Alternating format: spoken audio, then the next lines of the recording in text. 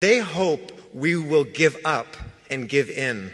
But I want to tell you this, we are only growing in numbers. We are only growing in moral clarity. We are growing in urgency and growing in power. The only thing we feel more than heartbroken and horrified and enraged is determined like never before. I am so honored to be here tonight as one of hundreds of thousands of anti-Zionist Jews.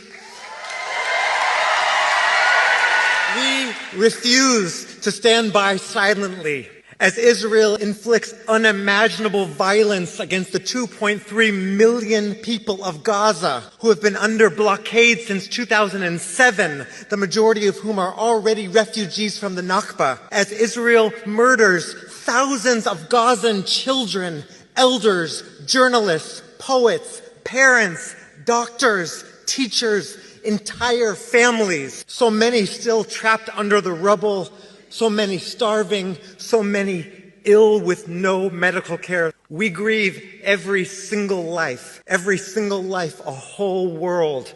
And it is from this grief that we denounce 75 years of Israeli apartheid and occupation that created the conditions for this crisis. With our whole beings, we reject Zionism itself as a racist and colonial ideology. We will not be used as a moral cover for the oppression of Palestinian people, not in our names.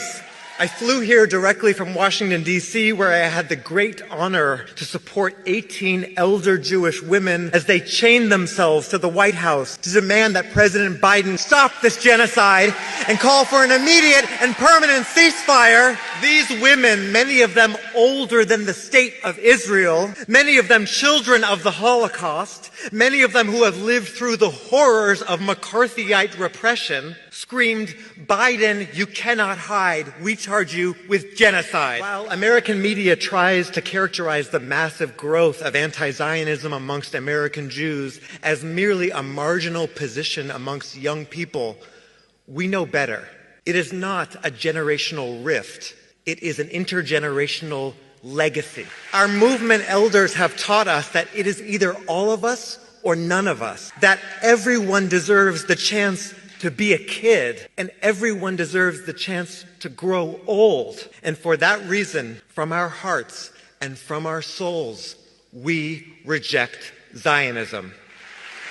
Because it has been used as the premise for over 75 years of Palestinian dispossession, exile, and death. Because it tries desperately to conflate Judaism with Zionism, when Judaism is our thousands-year-old rich tradition and Israel is a 75-year-old settler colonial apartheid state.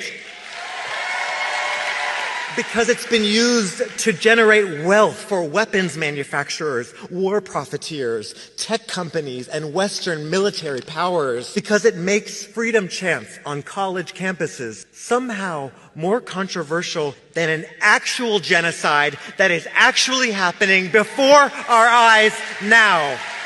Because it has been used to stoke Islamophobia, to criminalize dissent, to break apart social justice movements with false and cynical accusations of anti-Semitism, positioning Palestinian people and Jewish people of Arab descent on the opposite sides of a colonial regime, instead of as neighbors who have lived together for generations. Because it has been used as a tool for British imperialism in Palestine, and as a false solution to centuries of European anti-Semitic violence, of European fascism that Palestinians have nothing to do with and should not have to pay for. Because if you really care about Jewish safety and about anti-Semitism, you would fight fascism, and you would fight white supremacy, and you would fight austerity, and you would fight militarism. You would not fight Palestinians. Because we use the word genocide on purpose. Not only because Israel's acts meet the legal definition of the crime of genocide, but because we know what genocide is,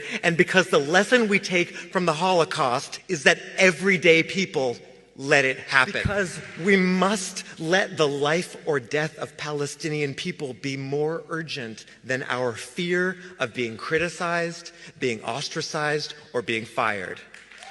Because history will judge us by what we do and what we do not do now. Your silence will haunt you. The Israeli government wants the public to believe that they speak on behalf of all Jews. But here's the truth. We have organized the largest demonstrations of Jewish people in solidarity with Palestinian freedom in history. We have poured into the streets and locked down congressional offices and shut down train stations and blocked bridges and taken over the nation's capital to say no business as usual while the U.S. is arming and funding the genocide of the Palestinian people. As thousands are chanting around the world, we are not freeing Palestine. Palestine is freeing us. Because none of us are free until all of us are free from every river to every sea. Thank you. Thank you.